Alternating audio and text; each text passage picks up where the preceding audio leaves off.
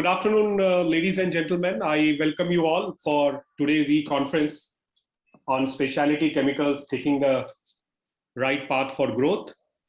Myself, Praveen Prashant, editor Indian Chemical News, will be your host and moderator for today's e-conference. Today's e-conference is supported by Agilent Technologies. I'm thankful to them. The speaker for next slide. The speaker for today's e-conference are Mr. Rupak Saraswat, CEO India Glycols Limited, Mr. Abhay B. Udesi, Chairman Jayant Agro Group, Mr. Rajan Mariwala, Managing Director Eternis Fine Chemicals Limited, Mr. Sunil Chari, MD and co-founder Rosary Biotech Limited, Mr. Anjali Prasad, MD India, Nepal and Sri Lanka, Archroma, Mr. Sai Prasad Jadhav, CEO and ex-director Epsilon Carbon Private Limited, Dr. Manoj Surwade, Sales Development Manager, Chemical and Energy Market, Agilent Technologies, Dr. Rafi Sheikh, Founder and Chief Executive Officer, Carbenio.com. Next slide. The key discussion points for today's e-conference is we are focusing on setting a target of 10% of global demand for specialty chemicals in India. How do we grow the domestic market so that there is more consumption in India itself? Accelerating R&D ecosystem through new innovation and patents. And what's the trend in terms of consumption is we are moving towards sustainable products and green products. Then we are also looking at extra attention towards environment and sustainability. Everybody had listened to the COP26 news recently, which was held in Glasgow. Then adopting global regulations. Focus on sustainable and green molecules is the trend that I was talking about. Better infrastructures and logistics. I think government is focusing in a big way. And we saw yesterday the Purvanchal Express, 300 odd kilometers of express highway that was inaugurated by Mr. Narendra Modi, and building better tracks, infrastructure. And I think Nirmala Sitharaman, Madam, is working on that in a big way. The next e-conference is on 2nd December, and this is on process digital twin for chemicals. I will request all my delegates to please register for the e-conference by visiting indianchemicalnews.com. Let me open the panel discussion, but before that, let me introduce my speakers. A brief on the speakers. We have Rupak Saraswat, the CEO India Glycols Limited. He has over 26 years of experience in the chemical domain, working in various roles in operations, supply chain, and business management. In his earlier roles, he has been MD for Transpec Silox, the leading supplier of zinc and sulfur-based inorganic chemicals. He has also been MD for Croda India and Supply Chain Asia, also responsible for manufacturing sites in India, Japan, Singapore, and Japan, and Singapore. We have Mr. Abhay Udesi. He has over 3 decades of experience in the castor oil industry. He is the president of International Castor Oil Association, USA. He is also the vice president of Solvent Extractors Association of India and vice chairman of Chemexil. In the company, he has undertaken Project Pragati, focusing on sustainable castor farming. We have Rajan Mariwala. He is a leading exporter of specialty chemicals, specifically chemicals for fragrances and personal care products.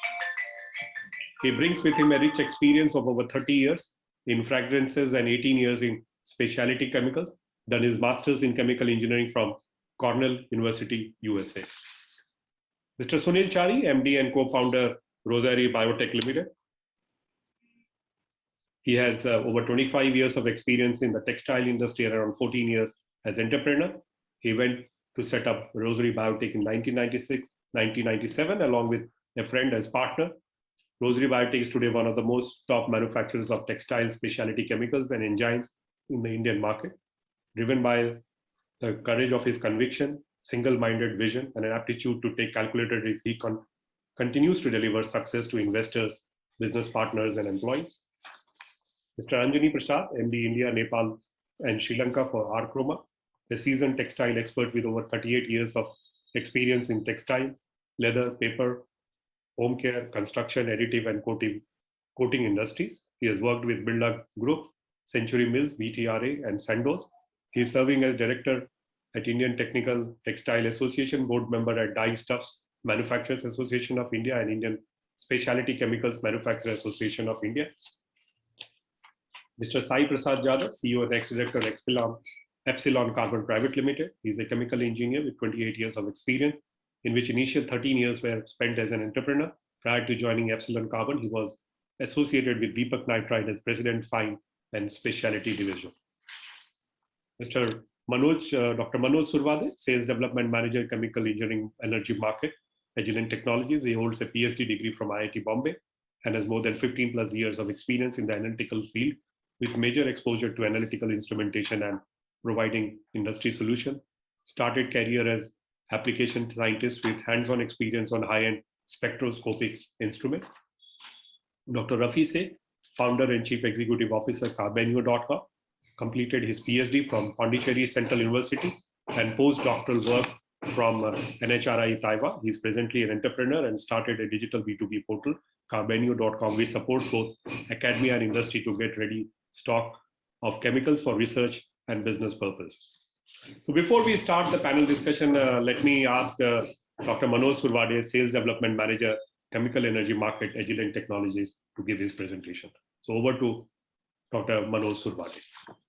So thank you very much, Mr. Praveen, for the introduction. And also on behalf of Agilent Technologies, want to thank Indian Chemical News for collaborating with Agilent Technologies and also inviting us to present our analytical solutions to address Indian chemical industry. So today in my presentations, I will be talking mainly on the overview of Indian chemical industry, some of the key drivers responsible for growth of the chemical industry, and then we'll talk about some of the upcoming regulations like REACH and ROHS, and have some brief about that. And finally, we'll also talk about some of the Agilent's analytical workflow solutions to address this specialty chemical business. Before that, let me give you a small brief introduction about Agilent Technologies. I'm sure most of you are well versed with our own instruments, but let me just have some brief introduction for those who are new to the Agilent Technologies. So Agilent is a company of more than 16,000 employees around the world with focus to deliver complete and integrated solution based on industry requirements. We at Agilent want to understand your challenges and help you get answers. So answers you can trust to achieve achieve your goals. We also work around world serving almost 265,000 labs and supporting the vital industries like pharma, chemical energy, food, environment, forensic, and research. Our innovations span more than 50 technology platforms, and we interact with more than 1 million of scientists each year. So this was a kind of a small introduction and our presence and collaboration. So yes, we serve scientists from various industries, as I mentioned, like pharmaceutical, chemicals, forensic, or research strength. We are focused on the 3 pillars of strength that guide everything we do. So the first one is we help accelerate the advancement of science with innovation. That is our first pillar. Secondly, we originate and collaborate to deliver complete integrated solutions. So we basically believe in providing a complete integrated solution. And lastly, we champion your success by delivering the outcome you seek in your lab. So overall, we basically focus on providing the integrated solutions and helping the innovations over here. So this was a small brief introduction about Agilent. So let me talk something about, say, Indian chemical industry. So you can see this Indian chemical industry that can be further subdivided into base chemicals that are mainly dealing with the petrochemicals, fibers, fertilizers, or inorganic chemicals. Then comes specialty chemicals. This mainly addresses, say, dyes, pigments, leather, or construction chemicals, other specialty chemicals, followed by pharmaceutical, agrochemicals, and biotechnology. Over here, if you just analyze this market, we can clearly see that the major segments like specialty chemical and agrochemicals, these are the sub-segments which dominates the Indian chemical market. Secondly, let us see the growth drivers. What are the growth drivers that has been responsible for growing the market in India? So one of the major key drivers which I can mention over here is the green reform adopted by China. So where they close they have already closed or they have migrated their major chemical businesses which certainly gave India a platform to grow its market by setting up this industries in-house. So this is one of the key driver I can say. Other key drivers like robust demand due to the large population or strong export demands favors the growth. In the coming years, definitely we are expecting specialty chemicals to grow by around say 64 billions by 2025. And overall, if I see the Indian chemical market, it is estimated to grow by 300 billion by 2025. So this is also one of the government of India's key driver plan, because they have been vision of a 5 trillion economy, and this chemical sector is one of the key driver for that also. So yes, government of India is also focusing or paying some attention by giving the PLI schemes, supporting it like Atmanirbhar Bharat. So definitely this Indian chemical market definitely has a very great future coming years. Okay. Now let us talk about some of the adopting regulations. What are the regulations which India will be adopting with respect to the chemical industry? So India's preparedness over here. So one of the upcoming regulations is India REACH. Okay, so the chemical industries look for a regulation that is also called as a India REACH. So we will be just following this particular regulations, which already has been adopted by the Europe. So REACH was first adopted in Europe in December 2006. It addresses production and use of hazardous chemicals that are having potential impact on human health and environment. So it is one of the strong law to regulate hazardous waste that affects industries throughout the world. So India is also looking forward to come up with the similar regulations to control hazardous chemicals via new India REACH regulations. So similar to REACH, we also have ROHS directives where aims to prevent the risk of related to managing the electronic and electrical waste. So REACH controls and restricts chemical substances. Almost 209 compounds are there which have been listed, whereas ROHS restricts use of certain hazardous substances in electrical and electronical equipments. Now, these are the list of the directives. For example, category of AAA covered by these directives, where large households or small households are there, toys is there, medical device, these are listed.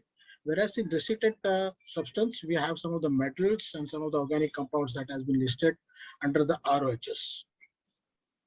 Now, here is some of the update of say India REACH. So, this was supposed to be implemented in 2001, but due to the pandemic and the COVID impact, this has been postponed. So maybe in future we may see in the mid of 2022 we can see this India REACH coming into the picture. So mainly this particular India REACH will be comply for Indian manufacturers or maybe Indian importers or the authorized representative appointed by the various MNCs. So these are the ways which needs to be complied for the new REACH over there. Now let us see the Agilent's readiness to address this Indian chemical market. How Agilent can be supportive or can help to grow this market with respect to the workflow solutions or with respect to the analytical solutions for it. So you can see over here, not only the specialty chemicals, but we have a complete workflow solution to address other sub-markets like basic chemicals, agrochemicals, polymers, polymer manufacturers. So we have end-to-end solutions with respect to characterization of raw materials, impurity profiling, composition and stability studies, where you can use gas chromatography, you can use HPLCs, or you can go for elemental solutions to deal with the samples like dyes and pigments, cement, fertilizers, toys, where you can use AES or ICP OES or ICP-MS. We have been also working with a lot of R&Ds where the high-end instruments can also be utilized. Instrument like LC-MS-MS, GC-MS-MS, these are the instruments which definitely can be used for the high-end R&Ds over here. I will give you a few of the examples. Like for example, we have talked about the REACH and ROHS. So if you have already developed some of the methods that can be addressed to the upcoming REACH regulations, one of is the analysis of phthalates, PCBs, pH, glycols. This has already been developed in our laboratory using a gas chromatography, where we have used a single quadrupole as well as a triple quadrupole. So this is the readiness for the upcoming regulations. Apart from that, this is also one of the application which has a readiness where dioxin and furans in the dyes and pigments. So this is one of the upcoming regulated compounds will be coming, but we have been already ready with the solution, and we have developed this solution in our laboratory. So yes, and next one is a organotin compounds in a toy. So this is also one of the application where we have our readiness to address the toy markets specifically for the analysis of this organotin components. So these were the few of the workflow solutions that was ready to serve the industry. Now coming to the last slide, let me talk something about our Center of Excellence. So we at Agilent is present across the country at regional level. But apart from that, we do also have a 3 state-of-art Center of Excellence present. One at Manesar, another is at Bangalore, and third at Mumbai. So our main purpose is to provide workflow solutions along with technical assistance to our customers. We do also collaborate with our industry partners to have joint ventures to develop upcoming applications asked by the industry. So this was my final slide, and over to you, Praveerji. Thank you, Dr. Manoj Survade-ji, for your presentation on how we should get ready, or how should chemical companies be ready for the REACH and ROHS, is what you were talking about in your presentation. Now let me open the panel discussion. We will have 2 rounds and of 3 to 4 minutes each from all our speakers, and then follow it up with Q&A. So if the delegates are hearing, I would request them to put the questions in the Q&A window so that it is easier for us to check and answer them after the panel discussion. Presently, there are 251 participants, and I hope they will join as we move forward. More will join as we move forward. So to start with, I would request Mr. Rupak Saraswat, CEO, India Glycols Limited, if he can just lay what we can say, the initial comments. So I would request him to focus on how he sees the emergence of sustainability and green molecule. As what we are seeing is customers are moving towards green, or what we can say, non-petrol based products. So how is this opportunity going forward? So over to Mr. Rupak Saraswat. Yeah, thank you, Praveen. Thank you very much. And a very good afternoon and namaste to my very experienced and accomplished panel. And I look forward to hearing their views as well. And also a good afternoon to people who are listening to us. Very aptly, maybe accidentally a little bit, the topic chosen for the workshop was the right path for growth, and therefore the right path. And also with an aspiration, if I'm not wrong, of serving 10% of global demand. So firstly, what I would like to say is that there is no reason why a country like India should not be able to take this opportunity and make it to that kind of aspiration, given the kind of talent that we have, given the kind of market that we have, given the kind of resources that we have in this country, and cost effectiveness of this country as well. I like to make talk about the chemical industry going back, say about 60, 70 years, say in the 90s and 1940s and 50s.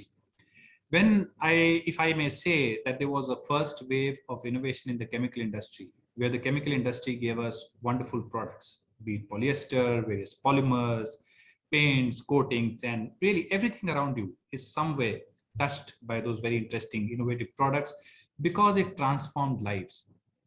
However, by the time we came into the 90s, we thought the chemical industry was a sunset industry of sorts with the dot-com boom and the technology boom and so on and so forth. And now, however, we have other sorts of challenges which face not only the chemical industry, but particularly the chemical industry amongst others.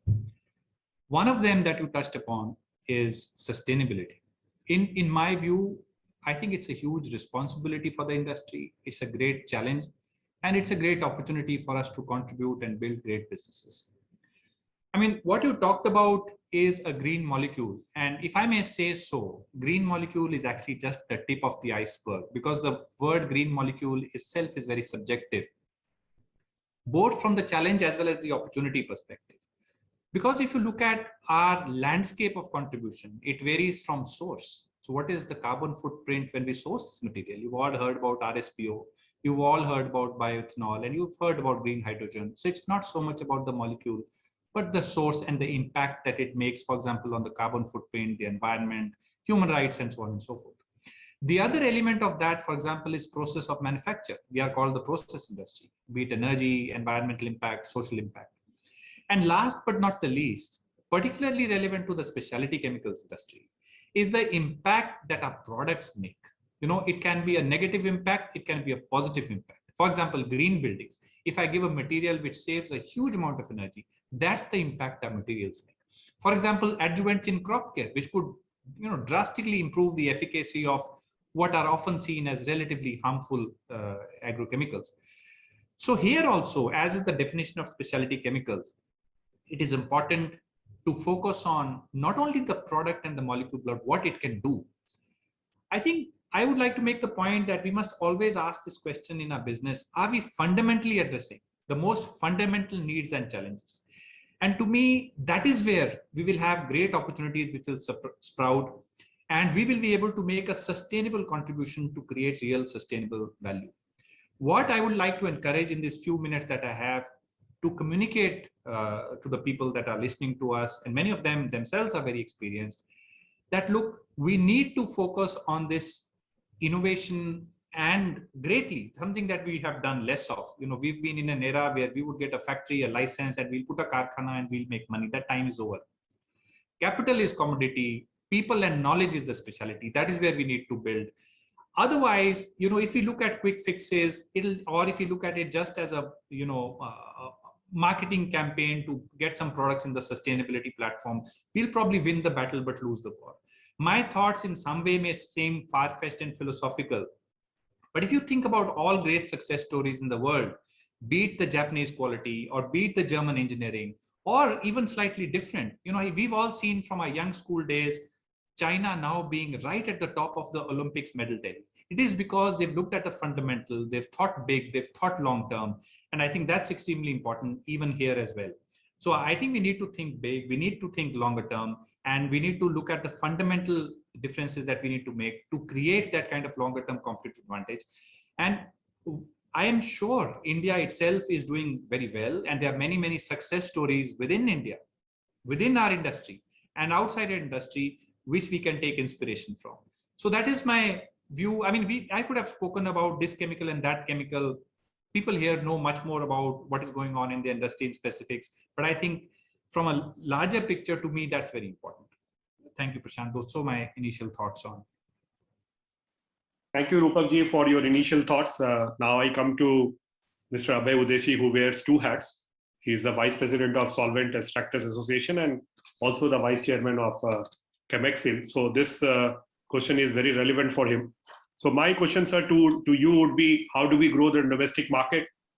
So on the one hand, you are definitely looking at increasing exports, but we also need to grow our domestic market so that if the consumption is more, so what happens is that taking risk by the entrepreneurs become easy rather than being dependent on the export market. So your views, sir, on this. I'll share some of my views about our company.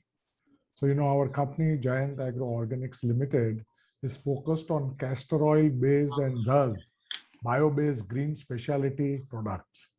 We are also backward integrated company with our subsidiary company, Ishedu Agrochem Private Limited, which manufactures castor oil by crushing of castor seeds and also develops sowing hybrid seeds for the farmers to grow high yielding castor seeds crop. Castor is a wonderful crop, which being a renewable, non-food, non-feed product, is a versatile product, finding applications in various industries like polymers, paints, pharma, perfumes, lubes and greases, plastics, rubber, surfactants, and the list can go on. And we always say that it can go anywhere and everywhere. Unlike other oil seeds, which are for the edible oils, the castor being non-edible does not disturb the food cycle. India is in a leading position today, supplying over 85% of the global castor oil and value-added specialty chemical needs.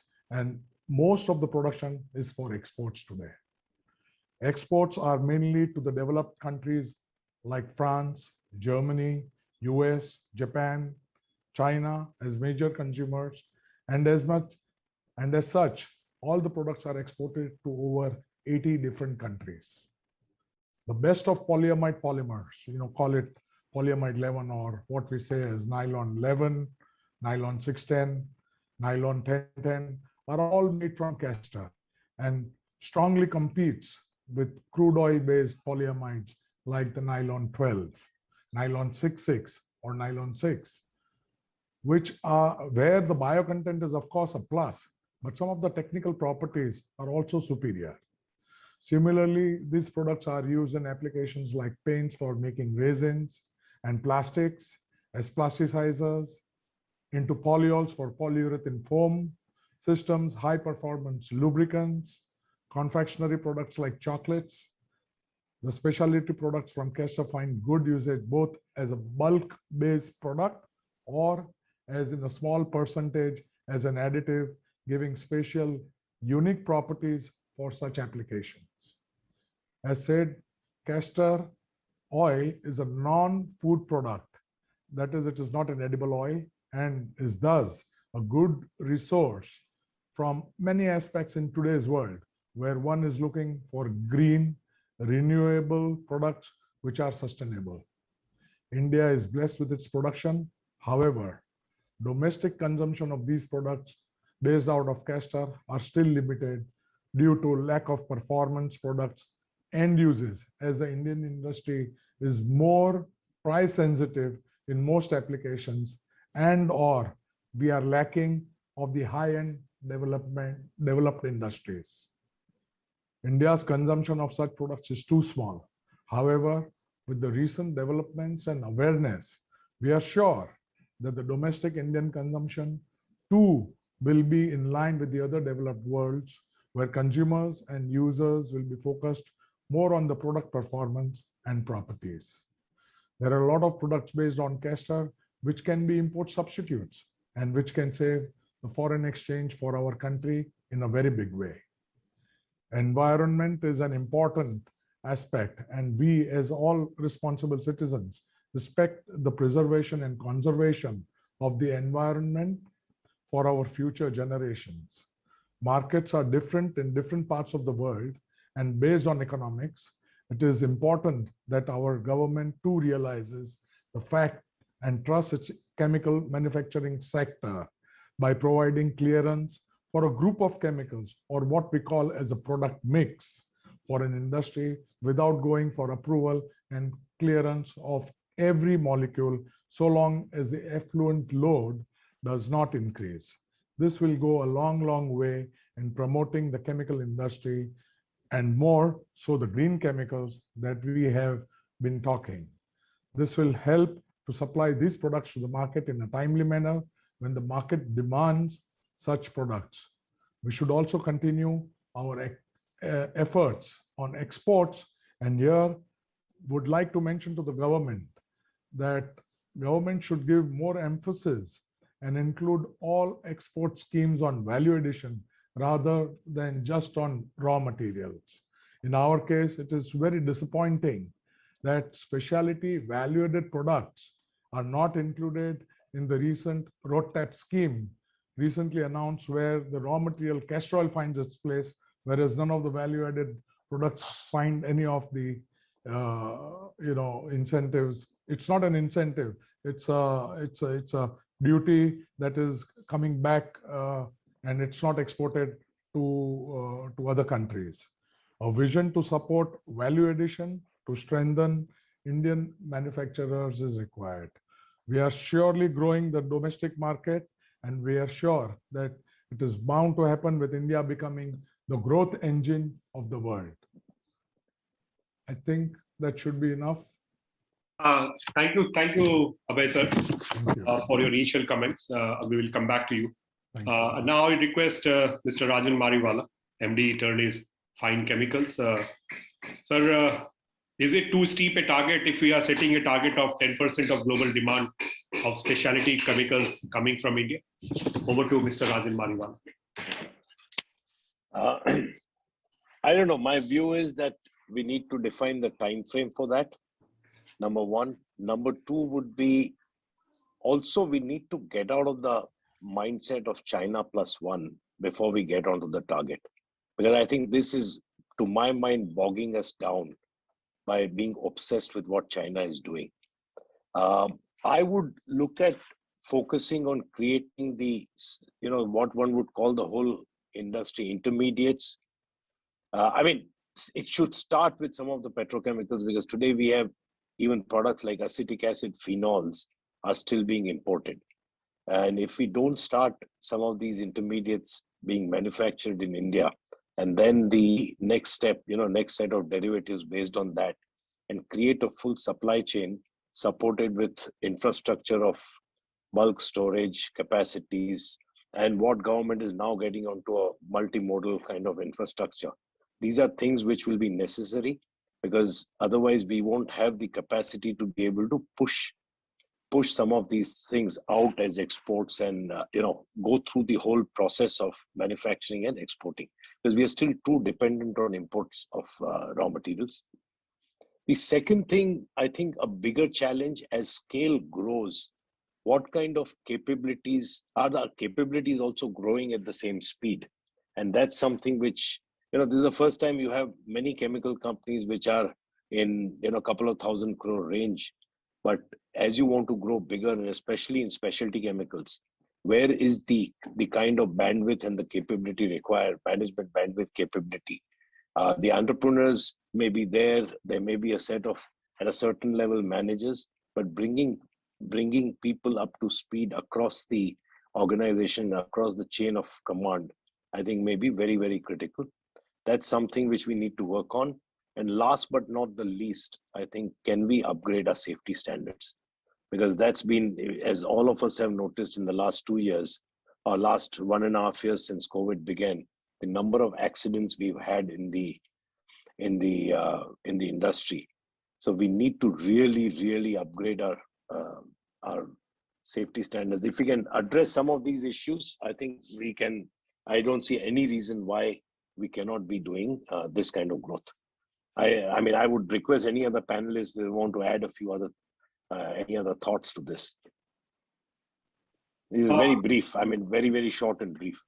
Thank you, sir. I'm asking the same question to even Mr. Sunil Charis, MD and co-founder, Rosary Biotech, setting a target of 10% of global demand. And we have seen Rosary, what we can say, going one acquisition after another, trying to increase its market share in the specialty chemical segment. So both in textile as well as enzymes. So over to Mr. Sunil Chariji.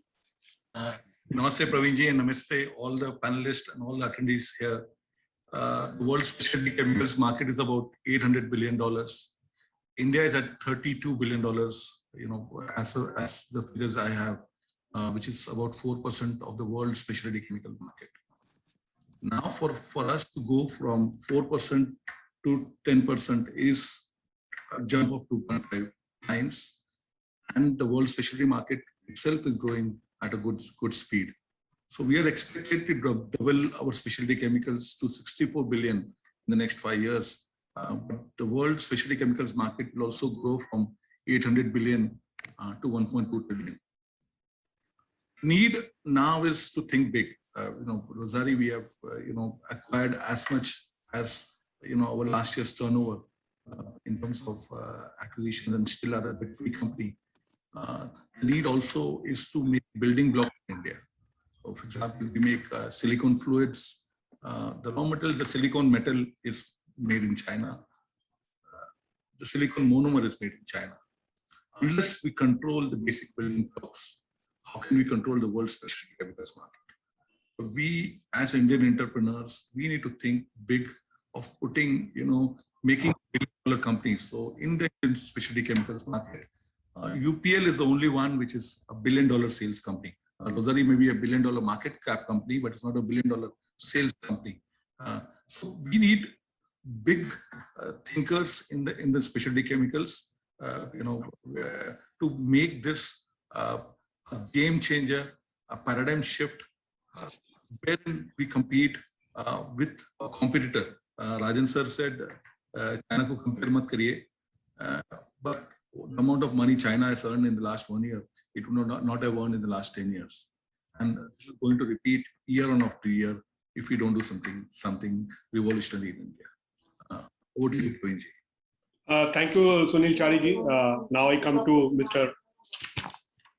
Anjani Prasad, MD India, Nepal, and Sri Lanka at Groma. And my question to him would be, what will be the focus on sustainable and green solutions? Yeah, thank you very much, Kanji. Hope I'm audible to everyone. Audible, sir. Yeah, thank you. So, I mean, sustainability is one word we need to all understand it well. I mean, you know that in the sustainable goals, there are 17 elements. So, we are just talking about few things around sustainability. But this whole information has to flow around. It's not just what you can do inside the company, but also what you can do outside the company in terms of sustainability. Now, when it comes to sustainability, there was a discussion on safety, for example. So one of the things is not only you have the safe processes, but also for the people who are working there, whether they are safe conditions and are you producing it in a safe manner. This is going to drive also in a way a good safe products which you can make. What we get in terms of accidents in the industry is what has been reported or where there are major accidents. But when you really analyze the small cuts and bruises also should not be allowed. They should be also taken care of.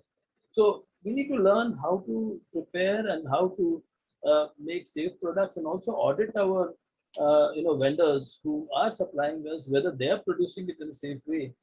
And so the whole safe processes are important. The safe purchases are important. The safe disposal of these chemicals also we need to think of into the whole life cycle and how we can make this specialty chemicals safe to the consumers. That is one aspect of safety. The second aspect on sustainability would be in the area of efficiency, which is very important.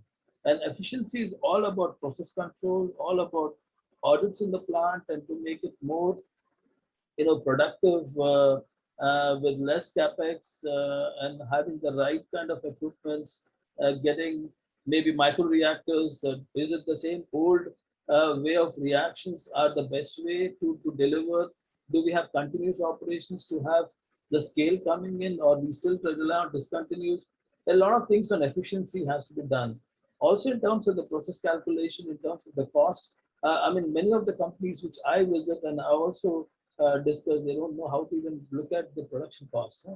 Even the pricing, the product will become very important. And if you become more efficient with the right kind of processes and systems to even derive your COGS, for example, or your cost, many elements are not loaded there. At the end of the day, then you look at and price it, and then you're not profitable. So this knowledge also is very important in terms of finance to bring in more efficiency and the right management practices. The other area which also in terms of sustainability will be that how do we create value of your products, because and how do we come out with products which are more valuable. I mean, in one terms, you can say that we can have less BOD, COD, or better bioillumination, ways of dealing with it. And then you need to also look at the enhanced functionality and less usage. So this is going to be also driving in a way towards the sustainability, and also they don't forget about the social causes and the CSR activities which one has to take on sustainability. I mean, when you go forward, you have to look at more of the bio-based technologies, going forward, maybe looking at the natural products. We at our company, even for the dye stuff, we have gone the natural way.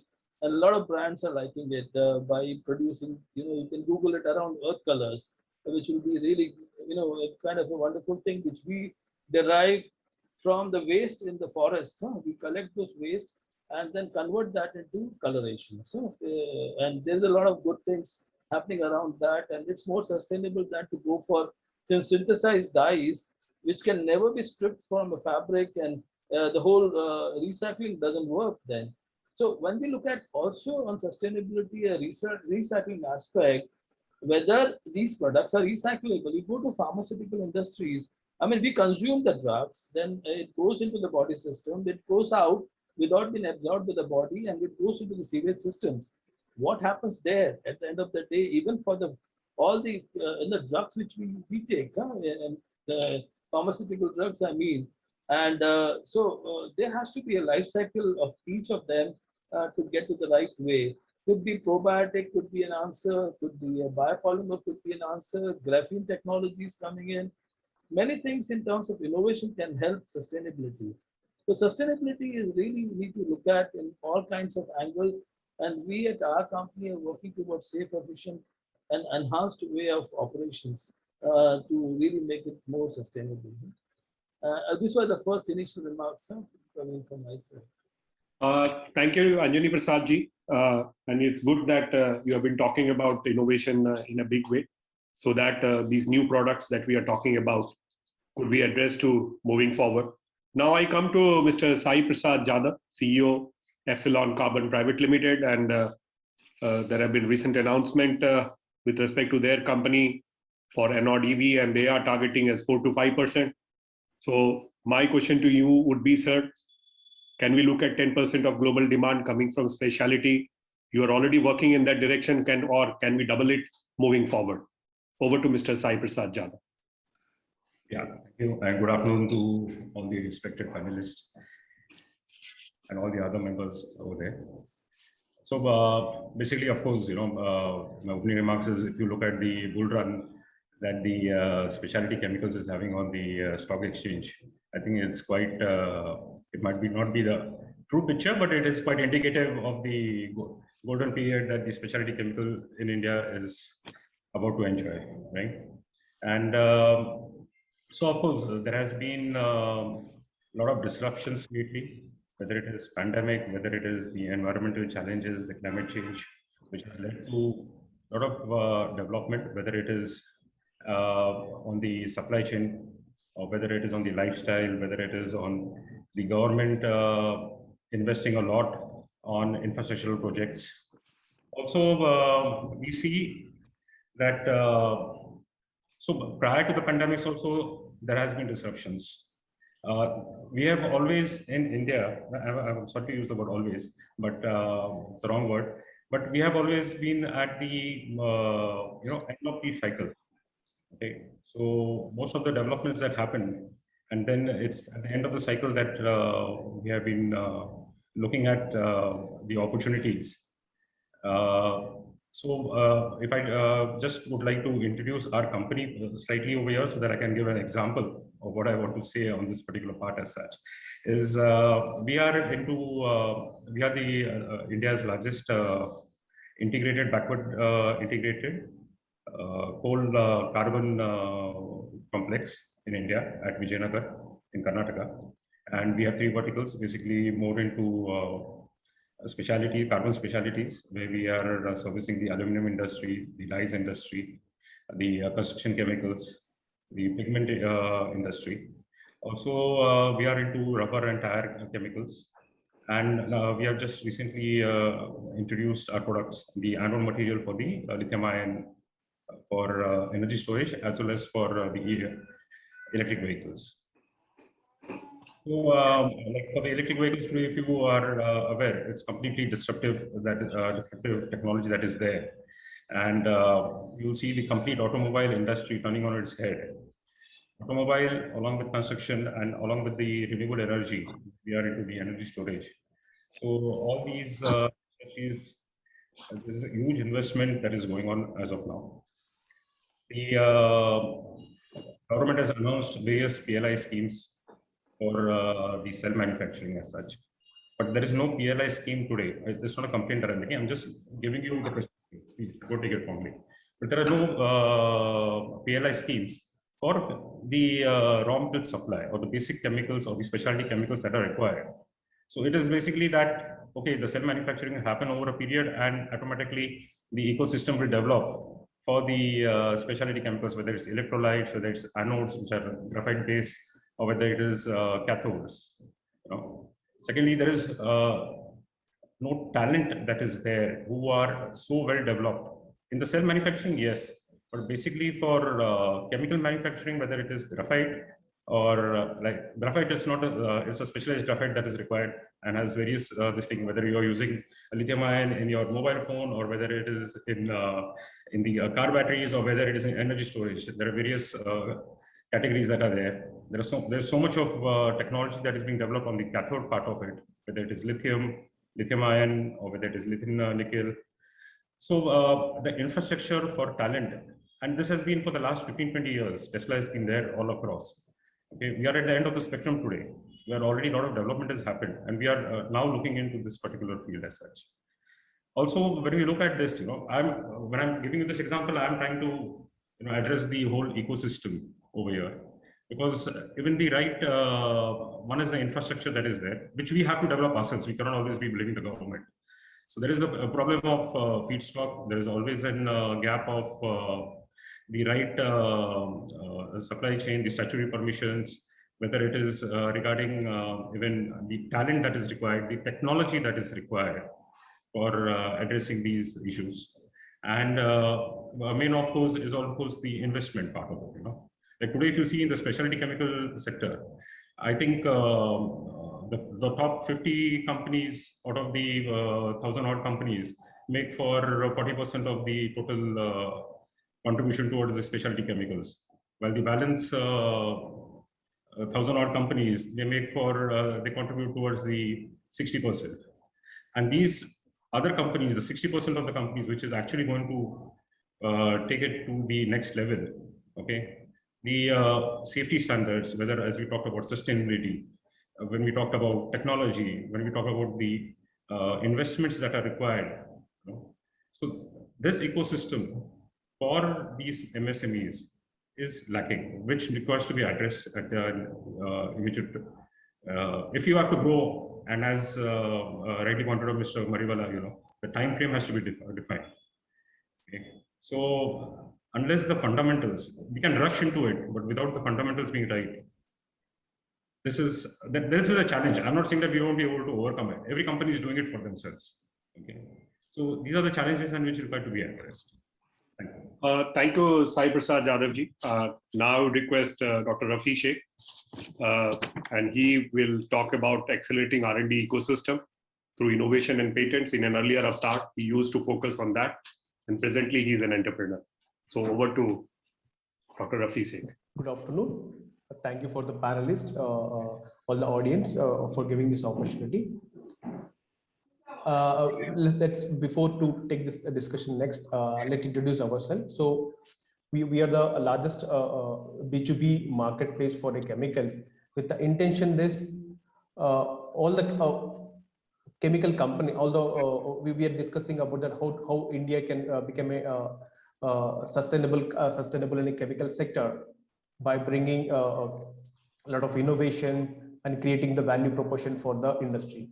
So now we are at largest B2B marketplace where we are taking a digitization is one of the option to achieve this milestone, like how to become a 10% sustainable to in the chemical industry. So what we are doing, we are taking a technology is one of the key asset. If you see here, if you look into each industry as an individual, like a agro industry, petro, polymer, specialty, if we take it as an individual thing, it is difficult to achieve into the bigger milestone. But what we are taking the cumulative effort, like bring all the specialty chemical companies together in a digital and see the bigger value proportions, so that we can take into the we can take the one-stop solution for a global companies or maybe the global countries. Like if we can go for any country, then we can discuss about, hey, how many specialty chemicals are required. As in India, as a country, we can offer you for all the specialty chemical for your needs. So that level of things we are looking as a digital, taking a digitalization as an advantage. And also, if you see the all the speakers has mentioned about, so the import analysis. If you see here, before we enter into the WTO, so India has started importing in 1999. After this 1919, when entered the WTO, so we start importing the chemical from other countries. So the number has 142 millions. Now within 15 years, the number has jumped for 16 billion. Now after 2020, for the next coming of 5 years, the number itself is more than $46 billion. Then if you see that what demand currently we are having, So in this demand within a 10%, if we can make into the self-sustainable or maybe the taken advantage for this, that itself is a big number. And in addition to this, we are also having more than 6 lakh chemical companies across in India, where 97% are small and medium-sized enterprises. So how to leverage their business into the global demands? So how we can bring that visibility for them so that we can bring more than 10% of the demand we can fulfill here. In addition to this, we need a lot of scientific people. So these are the future for us. So most of the organizations, like if you take over the universities, we have to build the manpower and the scientific the skills we have to build from the education systems. So this is the way forward for us. If you have the set up a timelines like within a 5 years. So all this, the research organizations like the IITs or maybe the research primary research organizations, they're focusing on the bigger research. So if we can bring the real problems what industries are facing, and if we can transform this knowledge to this educational institutions, they are the pioneer for, they can help us to achieve this certain milestones. In addition to this, in India, we are having millions of chemicals. So there's a huge, enormous data is available. So we are looking that this chemical is not available because most of in India, all the chemicals is available. The main problem, we don't know who is having which product. So if you bring all the products into there's a data, if you bring the data and analyze that properly and create the new idea for this, and then we can bring this chemical industry to the next level. So if you see here, last year, everybody is panic about to have an hydroxychloroquine. So if you see here, this hydroxychloroquine, few of the intermediates we are depending on from outside. Like there is a beta-lactone, where the people are looking for this. If there is no import, if there is no import for then we are stuck for this, how to get this product. Now here we have we have taken the data as an advantage and taking this, how we can, without depending from other countries, raw material, how we can take from in-house. So that we have taken data advantage of taking one of the petrochemical product, and that is converting for the hydroxychloroquine. And similarly, there is another huge dependency for metformin. So rather than importing 100% import dependence. So how we can overcome this type of problem? If we analyze the data, bring all the products into the digital, we have a huge, enormous knowledge, and with scientific, the team is available, then we can take into the next level. So this how the dependency from other countries has to be reduced and make the self-sustainable. What ministry is doing, ministry and government is also focusing to create a lot of policies on this. And one more biggest challenge what we are having more than 5.8 lakhs chemical manufacturers across in India. They are completely split across in India, and they're not having any interconnected among each other. If you bring together all the manufacturers, all the chemical businesses, and we can just integrate this. So I need not to we need not to get the chemical from other country or maybe the other place. If he says your neighbor is manufacturing, if your nearby facility is already having this product, if you have that visibility, that itself will save a lot of time, and we can competitive more in the time of the deliverables, in time of the competition also. So I think, and some of the manufacturers are unable to reach to the buyer. That itself is a big problem, because we are not seeing this as a digitization can solve this problem here. And one more thing we want to bring here, there is in India we are having 178 chemical clusters. If you see here, all 178 clusters, they are having thousands of manufacturers and chemical businesses. Now we are digitizing, because we believe that digitization is the technology, this is the tool to solve this problem. So what we are taking here, we are taking the 3 major clusters from 3 states like Telangana, Maharashtra, and Gujarat, where these are the key contribution for the chemical industry. So we are taking these 3 clusters and making into the digitizations. Like bring all the chemical products together, whether you talk about GADC, whether you talk about MIDC or GDMA. So all these chemical clusters, be the dye industry products or maybe the specialty industry products, bring all the chemical industries together and give the visibility for the industry, so they can access this product and make into the global exports here. And where governments also supporting for this digitizations and bringing all the stakeholders like FICCI, CIA, everybody, so that it can be helpful for them to create such a policies like earlier the gentleman has mentioned, the REACH program. How the REACH will bring, if we don't have a proper data, if we don't have a proper technology to implement these tools, it will be difficult for us to create a new policies or new incentives for the chemical industry.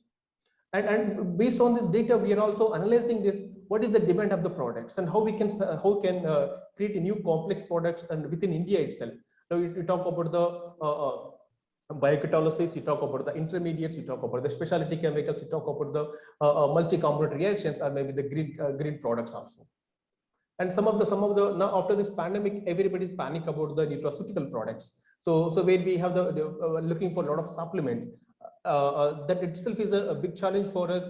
And now most of the companies are also focusing on the how to create the supplements rather than talking about the bigger products. So because this is the necessity and essential product for us in our life. I think for enter the discussions, we want to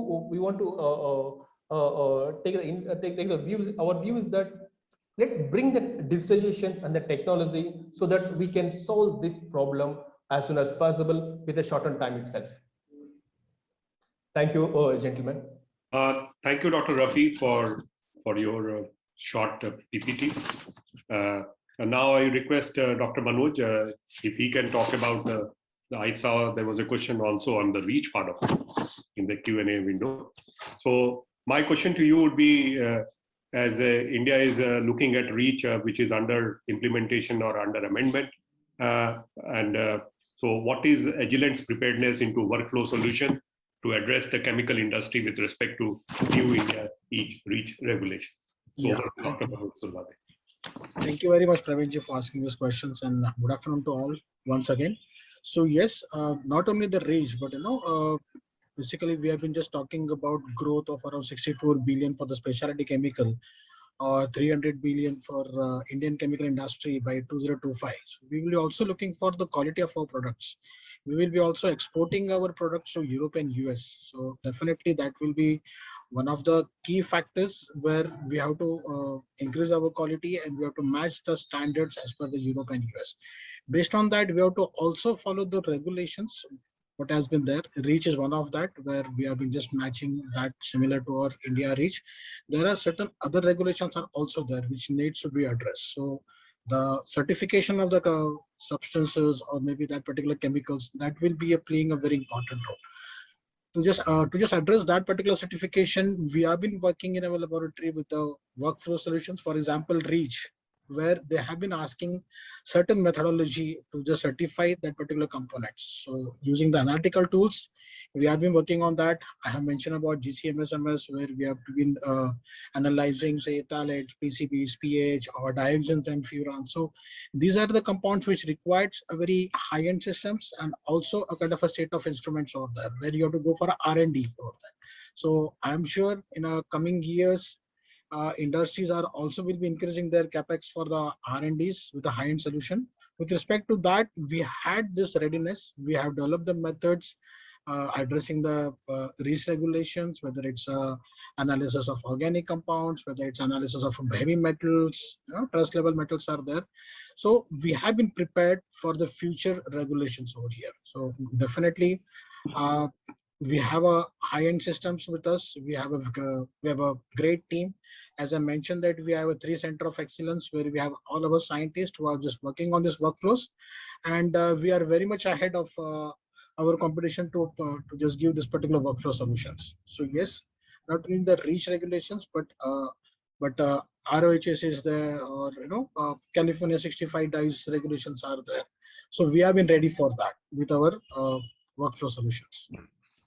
Thank you, Dr. You're on mute, Praveen.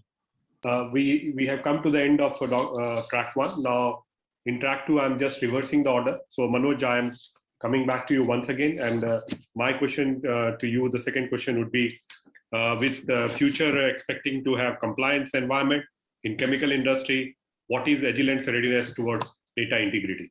So over to Dr. Manoj Survade. Yeah. So the same thing over here, once we are just talking about growth of this chemical industry. So let's just, for example, pharmaceuticals, where we have a lot of compliances are there. So definitely we will be also expecting a lot of compliance environment, data integrity coming up in a chemical industry.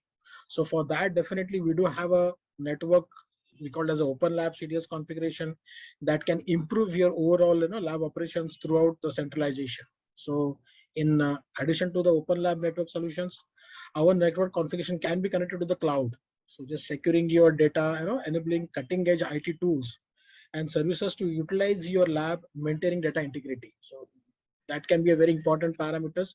And yes, we have a future-proof lab informatic tools to secure your data under the compliance environment. So yes, we have the readiness for this also.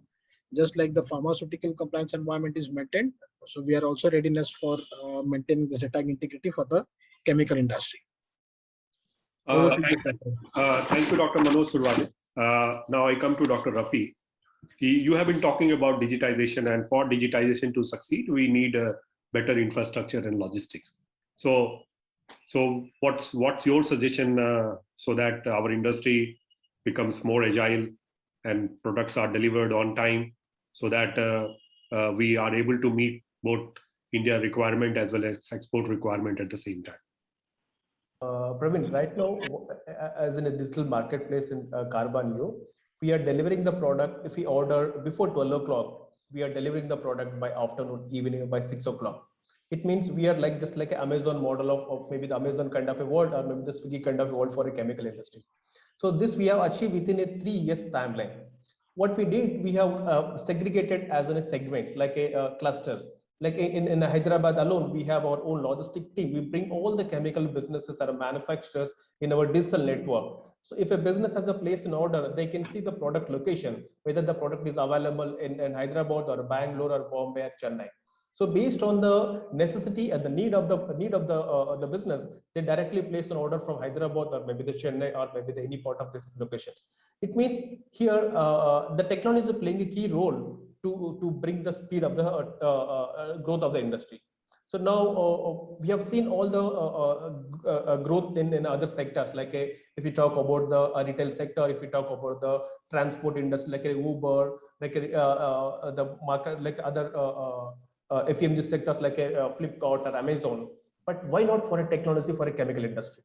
So if we bring the technology and bring all these chemical businesses together, like we are not informing that what products we are having. Let us know what able you can supply right now. So what is the products available in your warehouse, and what is the quality, what is the price? So another business, they can see this information and they can place an order immediately rather than going for other state, waiting for another 4 to 5 days. This is biggest advantage for us.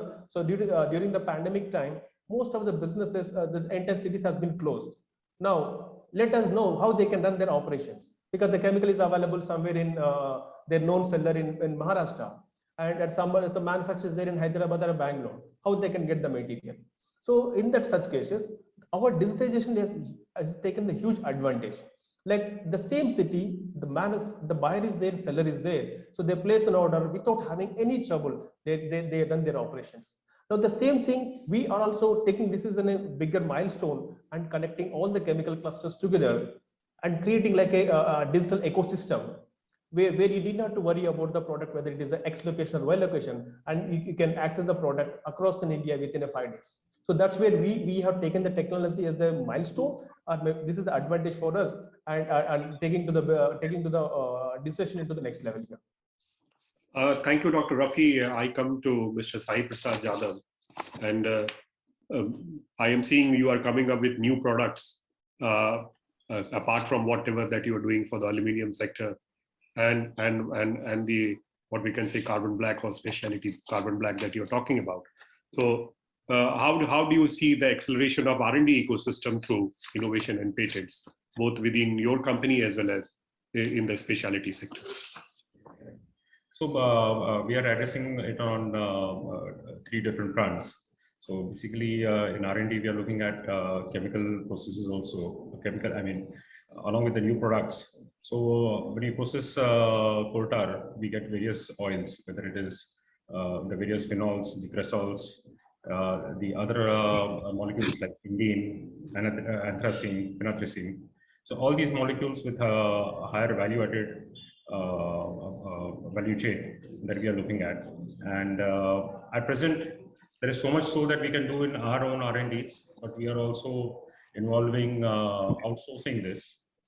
But when you look at, as I said, that like today we are investing 10% of our profits back into our R&D. But looking at the complete infrastructure, so we are already engaging with all the CSRs, the National Chemical Laboratories. Also, a lot of outsourcing on the international front is going on for development of all these molecules, as well as technologies for separating this. So on both these fronts, as I said, we are getting this done. But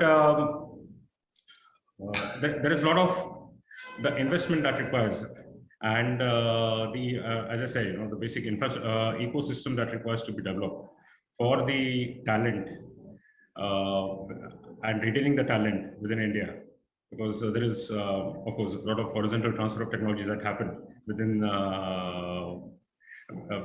within the companies as such. But retaining that talent and developing that talent. So we are also started now sponsoring not only programs, but sponsoring even PhD students in various colleges. So bringing about the confluence between industry and academics. We are also in touch with various IIT programs where we are booking labs as well as sponsoring complete batches, whether it is IIT Mumbai or whether it is IIT Guwahati. So as I said, it is being addressed on various fronts, and we are also getting in. We are talking to various colleges across in and around because we have two locations, one in Karnataka and one in Odisha. So in both these locations, we are also looking at developing talent within the colleges and introducing new courses to develop, whether it is based on chemical technology, specific requirement from a technology point of view, as well as from a chemistry point of view. Thank you, sir. Now I request Mr. Anjani Prasad if he can talk about accelerating R&D through innovation and patents, and do you look at a better tax infrastructure moving forward? Yeah, when you look at now the patents around in India, what we produce is very less as compared to a small country like Switzerland. Switzerland produces maybe 8 or 9 times more than what we do. The reason is that these patents are actually not filed. There are a lot of research are happening around the chemical institute that we have. And I was there in IIT Mumbai that day, and then 15,000, research papers or theses are there, but then it's not gone to the external world. So there is a need for a portal on innovation forum where we need to get this research out, and the industry people are waiting for some new ideas. This could be in a form of research or in a form of open innovation. So open innovation is actually you have done something and you can take a next step forward in piloting that and scaling it up. This is going to be important. Now, what kind of R&D to be done? This is another question where there has to be a very close coordination with the industry and the institutes and the researchers there, which is missing there. There are also a lot of private researchers who have now emerged, and there are also patent, when there are people who call it as a fraud, but they get into the patent and try to see what is not patented, and then come out with a technology which is not patented, and then the patent laws are bypassed. So there are a lot of people doing that also, and but we have to be very careful when we talk about research. Many people don't patent because the protection is not there, and also they try to misguide into the patent because the real things are to be mentioned are not mentioned because it could be copied. So the protection is not there, and that's why in India there is a lot of people are don't filing the patent. They just go and either scale it up or they don't do anything. So less innovations are happening, and there's another area of innovation which I feel which is also important apart from the chemical innovation is in the area of working capital. I mean, the working capital is huge into this chemical industry with the longer lead times, with 3 months or 4 months of lead time with delays, and we don't have everything at one place here. So the visibility is not clear, and you can't commit to your, plans that when you're going to supply. So this is going to be. So there is a lot of things on digitalization in terms of KPIs, in terms of visibility, forecasting. All these things should be also a part of the development, which we need to do. Apart from this, then the safety standards also. There is a lot of thing on digitalization can be done there. And if you visit many of the chemical industries, they will not pass the safety standards. And this is where a lot of work can be done. There's a organization called EcoVadis. They work on this principle, and the people who are able to pass that can be really good. So on the development side, this is one part. On the taxation front, when you look at now, are we in the same category of taxation and in all fronts, either direct taxes, indirect taxes, corporate taxes? Everything has to be looked at. And there's a lot of things we also lose apart from the tax is on the ports in terms of the turnaround time.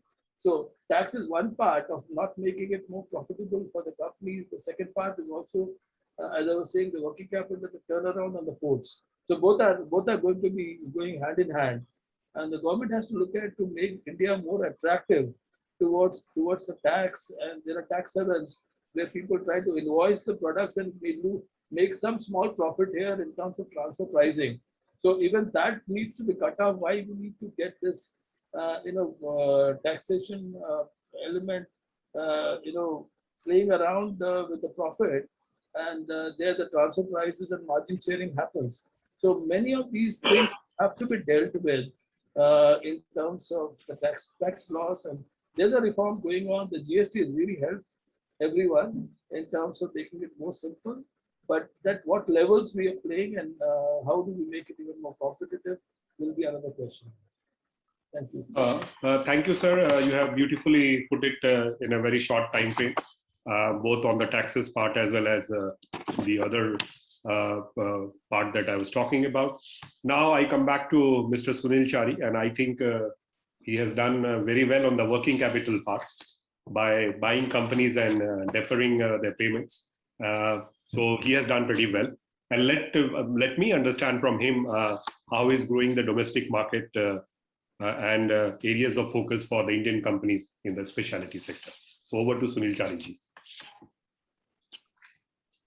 Thank you, Praveen ji. The focus for Rossari is also the domestic market. The domestic market is growing by leaps and bounds. The per capita GDP, there is more money in hands of every citizen in the country. Salaries are increasing, spending power is increasing. I always give this example that when I was a child, we used to get 2 shirts in a year. And now our children, even with the same amount of money which our father had, would buy 10 shirts a year. So people want to spend more money, people want to look good, and specialty chemical sector is bound to grow if we do the right way. When it comes to innovation, innovation only will not help. Innovation with market validation will help. So if you make a product and if nobody wants to buy, there is no innovation. If there is a demand in the market, there is need in the market. So when I sit with my R&D teams and I tell them, क्या बिकेगा वो बनाना है हमको, क्या अच्छा लगता है वो मेरे को बना के फायदा नहीं है. So we are focused on innovations which can help increase the profitability of the company. In terms of the backward integration, Rossari looks at a narrow range of chemistries because we do not want to spread us too wide and far. We want to focus on some chemistries where we want to be world leaders. If you see, companies like Aarti or companies like Atul, they are focused and they've grown. My advice to would-be entrepreneurs, because I saw questions in the question and answers, is focus on technologies where India is strong in the building blocks. That is where the strength for India is. Thank you, Praveen ji. And I see, sir, a lot of products in the background, and your tagline also says making more competitive. So how are you trying to balance the two, making more products and also being competitive in the same way? So Rossari has traditionally, we started from a middle class background. Anjani ji is there, who is my colleague for the last so many years. It's like a role model for me. We have learned to be a lean machine. And this lean machine is, focusing on capital. If you respect capital, things will happen. We had limited, availability of capital when we started. And we still work like a lean machine. This helps, for us to grow. For example, in the last 6 months, we ensured that our customers got all the material they wanted from us in time when there was no supplier, other supplier who could supply all on time. Because we were financially strong, we could invest in more amount of inventory. So it is a combination of a lot of factors which has helped made Rossari successful. It is not one, but tighter working capital, like Anjali ji said, helps a lot. Thank you, sir. Now I come to Mr. Rajan Mariwala and try to understand from him how better infrastructure and logistics will help in a long way. So over to Mr. Rajan Mariwala. I think to me, one of the biggest issues we've had as a specialty chemical industries has been the scale of operation. So if you want to build scale, you need to create infrastructure there. You can create, scalable or large scale plants. I mean, today for Spec Chem to go into a industrial estate and look for a 50-acre plot, that itself becomes very expensive and actually not available, and then very expensive both. So why not? I mean, I have always had this pet theory that why not we get somebody like Jurong Island to come in and help us just create one industrial estate as a prototype. And I think we will pick it up very, very quickly. We are very good at adapting, and we'll pick it up very, very quickly. I mean, whether it's bulk storage, whether it's steam, where you don't need to invest in utilities, it's online, whether it's effluent treatment plants in most of the industrial estates, those don't work. So if we do that, the amount of capex which the companies can save would be fairly substantial, and we would work on on operating cost basis, which would make, I think, a lot of things very, very competitive. Second thing is, I think the ITIs or the training, NCR, whatever the NCRT workforce training institutes, we need to upgrade those skills. I mean, to me, that is also in some sense a basic infrastructure required for the industry to succeed. And if we can upgrade that, our industries participate with that. A lot of industries are now taking it up as part of their CSR to upgrade the workforce level capabilities. So I think that's something which could be done. Other than all of us are reading about expressways, train lines, so I'm not going to touch upon that. But port turnarounds, I think, definitely are called for. It takes forever, or we need to create more capacity also in ports across the country rather than just 1 or 2 or 3 locations. So I think these are very, very few things which one can very quickly talk about. I mean, then you can talk about fabrication capability, all sorts of things. But I think these are somewhere, fundamentally, to my mind, I think we need to start thinking about scale. We are just not looking at scale. And we need to really start focusing on scale as a country, that, and doing things right is also very critical, and get out of this jugaad mode that we keep doing all the time. I think these are very, very few points. I can't think of more from the top of my head. Sir, just addition to what you said on the scale part, is it the confidence that is not helping us to move to the scale, or why is it that we are not able to move on the scale? Or is it that all people have to come together, the government on the one side? No, I don't think it's about all coming together. I think it's, as entrepreneurs, we need to think of scale. I mean, whether you look at Rossari, whether you look at Jayant, they've all built scale. So I think it's individual entrepreneurs and the thinking, which I think will kind of open up our sights and vision to build scale. I don't think it is about everybody coming together. People have done it even. I mean, it's time we get out of this waiting for government help for everything. I think they can do whatever. They have limitations. They'll do exactly what they can do, and they're trying. I mean, just now there's no question that things are moving, but somewhere we need to get even the industry needs to get its act together and think big. I mean, some of those things which are required for growing, for international business, we need to, if we want to grow, we'll have to do that, because we have to grow much faster than the speed at which Indian market is growing to be able to build a global scale, because India will grow at its own speed. But I think we need to move faster than the specialty chemicals industry to do that. Good point, sir. three takeaway from your is scale, upgrading training institutes, and port turnaround.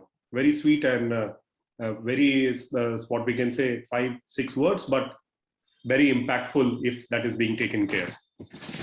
Now I come to Mr. Abhay V. Udesi, and I would request, sir, if you can focus on sustainable and green molecules.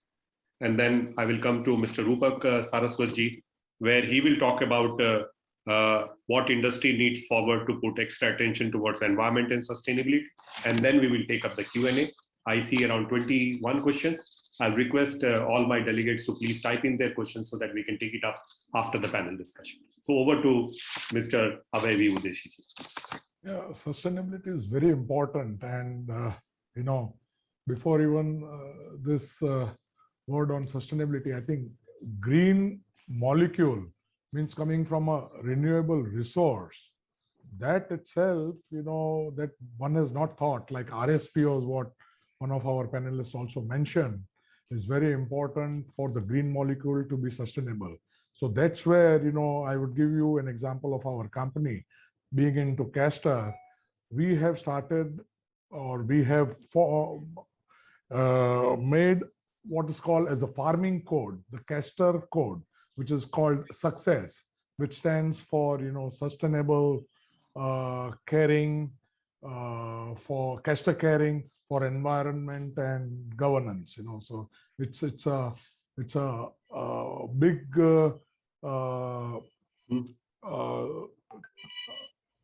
exercise by itself to develop a code.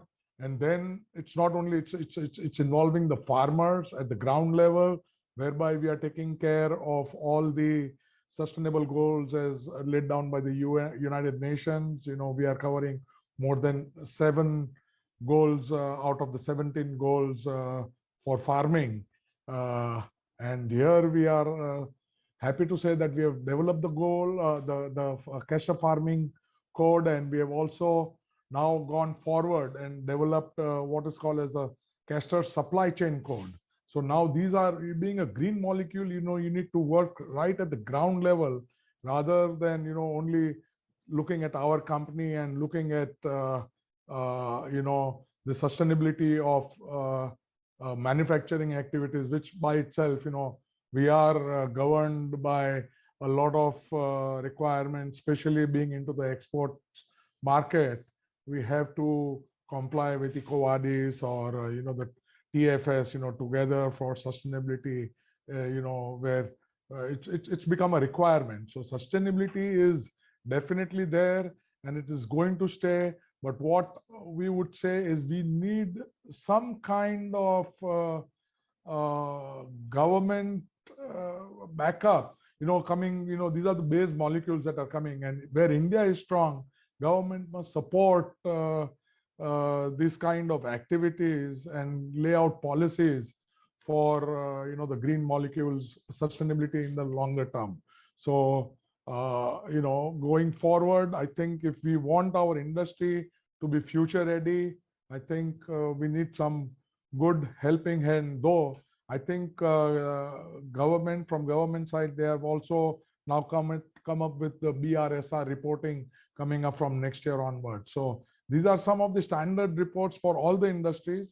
But being a green molecule, it's a little bit beyond the individual company, but it has to go right up to the farming level. So this is what is, I would say, we need some government policies, incentives, because it's involving farmers. You cannot do directly as a company, but these are very important aspects that one must look at going forward. Thank you. Thank you, sir. On sustainability, you said that it has to come right from the farming so that it is being taken care. And we have seen at least your company taking those steps moving forward. And those needs to be replicated. I think even India Glycol is also working in a similar direction also. Rupak, sir, if you can give your final thoughts so that after that we will open it up for panel discussion. Thank you, Praveen, and thank you everybody for your very valuable comments. The point that you talked about is, first of all, whether we need to give extra attention to environment and sustainability. So for a change, allow me to speak as a citizen of this planet, as well as a member of the industry.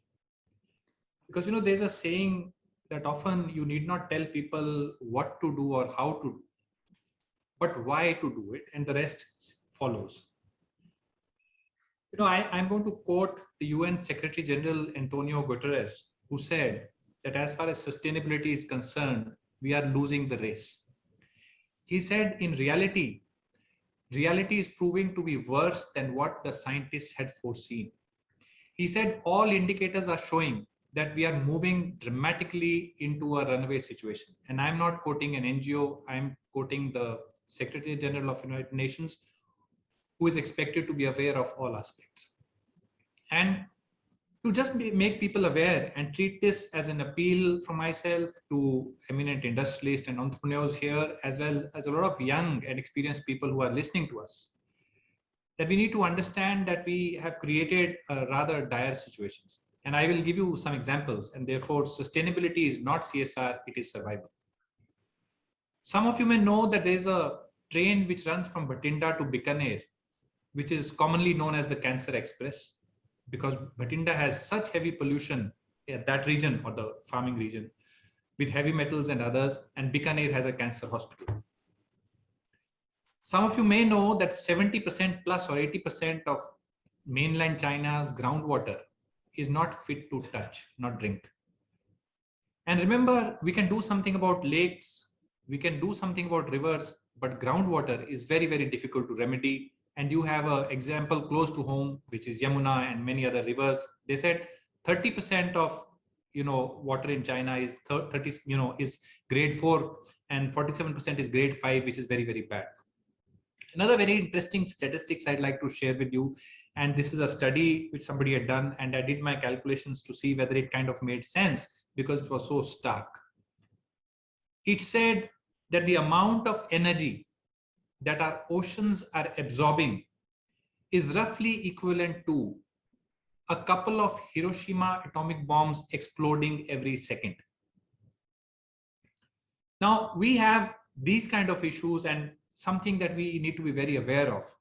And whether it is groundwater, whether it is energy, whether it is water level going down, whether it is adopting new technologies like electric vehicles, or whether it is developing the back-end supply chain, I think our industries and the specialty chemical industry has a huge role to play, which is very important. Now, I am prompted to ask a question, and it is no trap. And the question is, which I ask myself, is do businesses exist to make profit? Or do businesses make profit to exist? I think once we understand this, we understand sustainability. I remember somebody having asked Ratan Tata a question about the charitable and other very good activities that the Tatas do, and whether stakeholders are worried that it impacts their bottom line.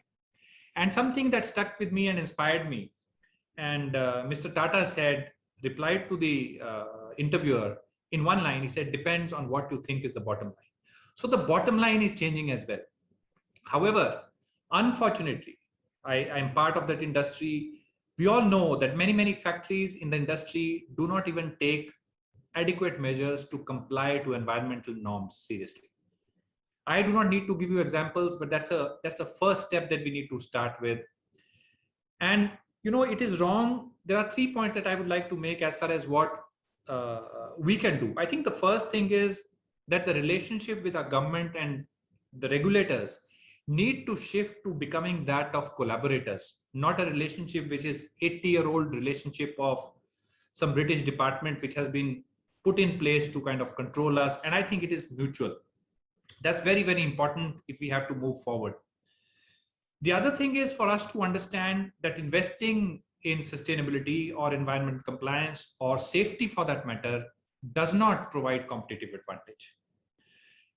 However, somebody said that we have to do away with the jugaad mentality, and I fully agree. If you look at any winning ecosystem in the world, whether it is Singapore Airlines, whether it is the cars in Germany or the electronics in Japan, none of them became more profitable by cutting corners here. And it will become even more and more difficult.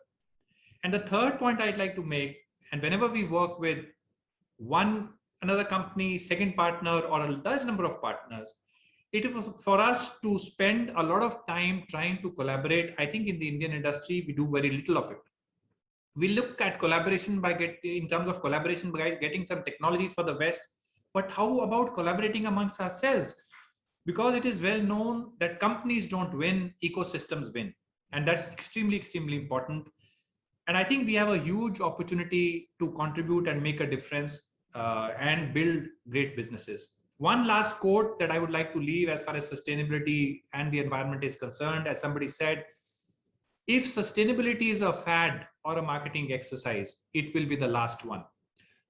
So with that, that's all that I have to say on the, and I don't think there is any doubt that we need to pay even more attention and serious attention to environment and sustainability in terms of how we start, build, and grow our businesses. Thank you. We have come to the end of panel discussion. I would request all my speakers to be there for another 15 minutes so that we can take up some of the key questions. There is a question from Mr. Ajhar Mir, and he's talking about possible challenges for chemical industry in upcoming future. I would request if Mr. Sunil Chari can answer to this. He has also, in one question, he has addressed to all the speakers. In one question, he has addressed to you, sir. So over to Mr. Sunil Chari. Praveenji, what is the question you want me to... Possible challenges for chemical industry in upcoming future. The possible problems which can come is what Rupak Saraswat said now, is in sustainability. So if we focus on the China plus one, as Rajan ji said, we would be in trouble. If you focus on technologies which pollute, today Chinese government has stopped production of technologies. Tomorrow Indian government will stop. So we have to go away from anything which is polluting to everything which is sustainable. And this could be the paradigm shift for us to capture the world market. The world is, as Abhayji said, the world is shifting to green. If we all come together, then there are no problems. But if we cut corners and we bypass the rules and do wrong things, the Indian specialty chemical industry will not grow. So the opportunity is sustainable green chemicals. Thank you, sir. There is a question from Mr. Bimal Bhatt. Are we talking about renewable, sustainable feedstock for chemistry and how it will impact on overall price? Rupakji, will you like to take this up? Are we talking about renewable, sustainable feedstock for chemistry and how it will impact on overall price? Overall price. Look, I think there is no doubt that the world is moving towards renewable feedstocks. However, it is not an easy transition. We all know that at this point in time, at least, there is a competition between being able to afford a product and being able to afford a product which has a low carbon footprint and an adverse environmental impact. Having said that, I think in all probability, there are two things which are going to happen. One is that the new technologies, be it the biotechnology-based chemicals, or be the enzymatic technologies, or be it technologies which convert carbon from emissions into useful products, or be it technologies which are based on bio-based ingredients, those technologies are going to scale up and their costs are going to go down. That is for sure. The way it happened, for example, in case of solar panels is a good case in point. What has happened over the last 15 to 20 years, that's going to happen. The other thing which will impact the viability is the fact that the cost of not being sustainable is going to go up. I'm not going to say that the cost for being non-sustainable is going to go up. I think our next generation and our current generation is going to ask us to pay for the actual cost of the products that we use. So there are two ways of looking at it. Given this shift in terms of the cost of non-compliance or paying up for the cost, of sustainability and the cost of new technologies coming down, the way forward is, and there are so many examples, that these technologies will become more and more viable, more and more acceptable. And one thing I'd like to point out, so far we have seen, whether it is in terms of laws, whether it in terms of how the court of public opinion has shaped up, when we have thought what will happen in 15 years, correct me if I'm wrong, sir, you are very experienced people here, everything has happened faster than what we had thought. Whether it is in terms of environmental impact, whether it is in terms of how rapidly good technologies have been scaled up and they have become very relevant. So I think this is to keep in mind. So one should not be in any doubt that are we investing in the right area? Of course, you have to keep the current in mind and you have to manage the short term and the long term. But I think the medium term to longer term picture is quite clear. And my view is, whilst we manage the short term profitability, put your hand, put your heart, put your effort behind delivering sustainable solutions. I'm just prompted to say one thing. One of the things we can build on, and probably we do not think about it enough, there is no other nation in the world than this country which is built on the ethos of sustainability for thousands of years. And with that, I think we should take on ourselves to build an ecosystem which delivers not only sustainable products and technologies to the world, but sustainable models. I believe that is the way ahead for India. And I agree with some of the other speakers. We need to decouple our thinking from China. Of course, we have a lot to learn from them, but India will grow like India. India will not grow like what China did. I think that's very important for us to understand. Thank you, sir. Mr. Prakash Kini is talking about future of specialty chemicals. And I would request Mr. Abhay Udeshi ji, if you can talk about the share market is buoyant, the market capitalization is growing for all the specialty chemical companies. We are also seeing new IPOs coming in the specialty sector. But apart from this, sir, how do you see the future of specialty chemicals going forward? Bright future. I think all of us have been talking about sustainability, and I think all the panelists today have been talking about sustainability, which is in our industry, which is in our blood, as Mr. Rupak said. I think with this in mind and the way Indians work in a very sincere manner, I think India has a very bright future on specialty chemicals. Thank you, sir. Mr. Srijit Nair is talking about how do you plan to establish a supply chain for importing key silicon hydrides. Who would like to take this up? Key silicon hydrides and the establishing a supply chain for that. Anjali ji, would you like to take this up? I can just say that it all depends upon which industry you would like to use it, because this production is on, but they are also allocating it to industries where are more profitable. So supply chain will be, also derived based on the consumptions and based on the production. There are also a lot of force mergers which has happened during the whole process, and where the companies have closed down their operations. So that is also after COVID, and with the reduced demand, so many companies did not survive. So it is going to be a tough call to really streamline, I would say, in the next 6 months to 1 year time. We have to find the right sources and the right products where we can make more money than to just go for volumes. This is not good. Or the other way is to also find out alternate chemistries, just not rely on one chemistry, which is getting tougher now. Mr. Pradyut Kumar Dhar is talking about what is petroleum refining companies' role in producing specialty chemicals. So nobody from petroleum refining companies, but anybody would like to take this up? Recently, Praveen, I think you know about this. IOCL has entered into the specialty chemical business. Now, this is an opportunity for the petrochemical industry, where they are utilizing the market demand. So where you can see this, how they can convert the petrochemical product due to the most of the industries moving for EV space, so that they're going to the hydrogen technology space. So how their excess resources available, like a petrochemical product, they can convert it to the specialty chemicals. Now, most of the petrochemical industry is also planning to have a specialty chemical sector and to contribute more for the industry. And there are a lot of hubs being created around the petrochemical. You can see the Aramco hub, which is one of the biggest hubs now, which has come up. And there are a lot of downstream products which are made around the hub. So that similar thing, we need to look at big refineries in India, maybe hubs around that, so that the transportation, you can transport by pipeline, not like what we are doing now, EOs, ethylene oxide on roads.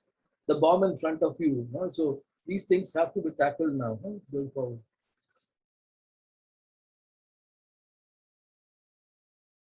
Praveen, you're on.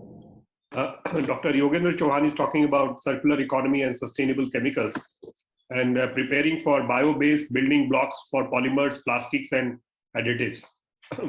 So, Mr. Sai Prasad, would you like to take this, sir? Yes, surely.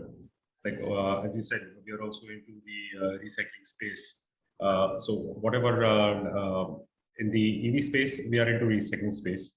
In the coal tar front, we are into the recycling space. So a lot of molecules, as Mr. Anjani Prasad and Dr. Rafi were mentioning. So there are a lot of, whether even in coal tar, as you said, there are a lot of basic chemicals which are not separated, similar to the petrochemical sector, which are not separated and which goes, whether it is kerosene or diesel or petrol, it's a range that you get. But there are specific molecules which are present over there, which add to the basic chemical, and this can be further taken for value addition. In our EV space, there is a lot of wastage that happens, whether it is in the batteries, basically, whether it is plastic, whether it is graphite, whether it's nickel, whether. So all this is today, and government also is putting a lot of emphasis by getting into the recycling and the circular economy and giving a lot of benefits for setting up these, whether it comes to automobiles, whether it comes to tires for carbon black, or whether it comes to the batteries as such. So we recycle all the batteries, most of the materials in this thing. So already there is a lot of shortage of these materials, specific chemicals. So this is how basically recycling is the only mantra for sustainability. Last question to end up, and this can be applicable for all speakers, and if you can give your 30 seconds. Dependability on China is a crucial factor for Indian chemical industry. Can we overcome this factor? And this question is from Mr. Saumin Bag. So you can answer if anybody would like to. I think the Atmanirbhar Bharat project is a welcome direction in this particular question of removing dependability on China. And we have seen that to a certain extent, Indian chemical companies are working in that direction. They have started projects where they can nullify or they can bring down to a certain extent. I'm not saying to completely, but things are moving in that direction. So I would request if somebody can take this up. Now, when you look at dyes and intermediate industry, we have more exports than imports. So in chemicals, it's not the same way. So I would say that China will stay to an extent till the productions are not built up. Short term or mid term, I don't see this changeover happening quickly. But on a long term basis, if you have the right policies and the right ports and the right way of transportation handling, with the working capital and also the investments around and the tax part. So all those things have to be dealt properly till we say that we are self-dependent. And also there is a lot of exchange of knowledge is going to take place, because many of these chemicals also are very sensitive and requires the right kind of techniques to produce it. And a collaboration could help in a way if someone has a knowledge to produce it. So there are many factors going forward to make sure that we take on China. I only see now in future Indonesia coming up more strongly maybe than India, because the Americans are investing there, and we need to look at also from the invest because of the petroleum and other things already available and mining. So maybe Indonesia, we need to watch out also carefully that because there's the fourth largest population, and we have to watch out that whether India takes the lead or Indonesia gets better than others to fight China. Dr. Manoj, your views? Yes, Praveen, as correctly said by Anjani Prasad Sarji, so long term, definitely we can be seeing some of the changes in that, because government of India is also looking kind of, they're also supporting in this particular form where they are giving the PLI schemes, product link incentives has been there.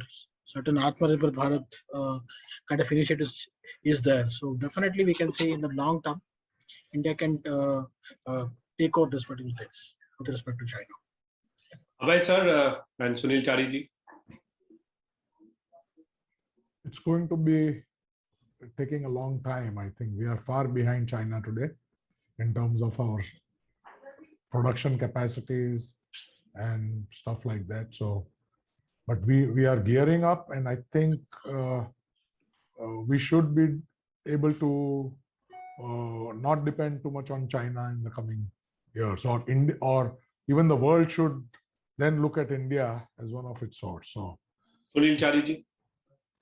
So taking, from Abhay and giving the example of castor oil, India is one of the largest or probably very, very big, manufacturers of castor oil in India. Now the world takes castor oil from India and takes a lot of value-added derivatives. Now, for example, Jayant exports to Japan. 1 kilo of castor oil in India compared to the derivatives which are manufactured. So the products which are natural to India, where we are strong, we need to go into value-added derivatives. That is what specialty chemicals is about. We need to go into technologies which are green, so castor oil technology, and there are many other examples.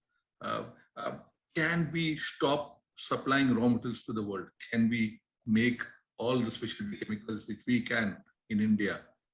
And this could be the path forward. Mr. Sai Prasad ji. As you said, we are a global community. So it's very difficult for us to isolate one country from the rest of the economy. So as discussed, with the Atmanirbhar policy, I think, and that's a common understanding where we are totally trying to, all developments are happening around this particular theme of Atmanirbhar. So, but whatever is required, whatever is not there across, and if it is this, we'll have to depend on China for certain things. We'll reduce it, but I don't think it's totally possible to completely absolve ourselves from China. Rupak ji.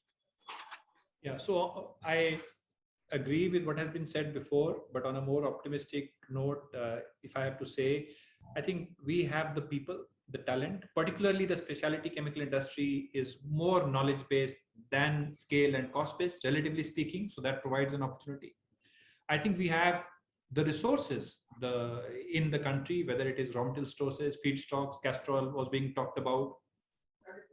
We have the efficiencies and the costs. We have the credentials. Don't forget that India supplies 60% of the world's vaccines. 1 in 3 of the generics supplied in the US. And there is no reason why something similar. It is not about taking on China or India versus China. It is about, there is much more for us to do and reduce the critical dependence that we have on China, which is possible. I think of late, especially after COVID and, given the situation on geopolitics, there is a lot of goodwill with India. The base and the demographics is strong. So I would, whilst there are challenges, but I would like to end by borrowing this slogan, yes, we can. Yes, we can. And Dr. Rafi, you are the youngest among the lot, so it would be our privilege to hear from you for 30 seconds. I think, as Sunil Chari mentioned, so our buying capacity has increased. Earlier, the 1 shed, now we are buying the 10 shed. Similarly, now we are seeing in the chemical industry, rather than buying one chemical, most of the industries are buying a double-digit, triple-digit chemicals through the platform. That is indicating that we are growing, and this is the positive sign for buying a product locally and from the Indian manufacturers, and encouraging for them to rather than depending from other countries. So now we are seeing this positive sign in the industry right now. So let me thank all my speakers for today's e-conference. Mr. Rupak Saraswat, CEO, India Glycols Limited. Mr. Abhay V. Udeshi, Chairman, Jayant Agro Group. Mr. Rajan Mariwala, Managing Director, Eternis Fine Chemicals Limited. Mr. Sunil Chari, MD and Co-Founder, Rosary Biotech Limited. Mr. Anjani Prasad, MD, India, Nepal, Sri Lanka, Archroma. Mr. Sai Prasad Jadhav, CEO and Ex-Director, Epsilon Carbon Private Limited. Dr. Manoj Survade, Sales Development Manager, Chemical and Energy Market, Agilent Technologies. And Dr. Rafi Seh, Founder and Chief Scientific Officer, Carbenio.com. Let me thank our supporting partner for today's e-conference, Agilent Technologies. Before we end, I would request all my delegates, if you can rate us on a scale of 1 to 5 on the chat window, so that we can come to know where we stand and how and areas of improvement for us. So I request if you can rate us, that would be very helpful moving forward. I would also like to thank all my delegates who were part of this interactive panel discussion. We had more than 300 delegates who attended this event. For those who registered and were not able to attend, please visit indianchemicalnews.com to watch the recorded version in tomorrow or day after. And I would also like to thank my esteemed speakers for their valuable time and providing in-depth information to all delegates. I would like to thank the ICN team members who made this event a grand success. This is Praveen Prashant, editor, Indian Chemical News, signing off for now to meet you live in the next e-conference on December 2, 2021 on Process Digital Twin for Chemicals. Till then, goodbye, stay safe, and namaste.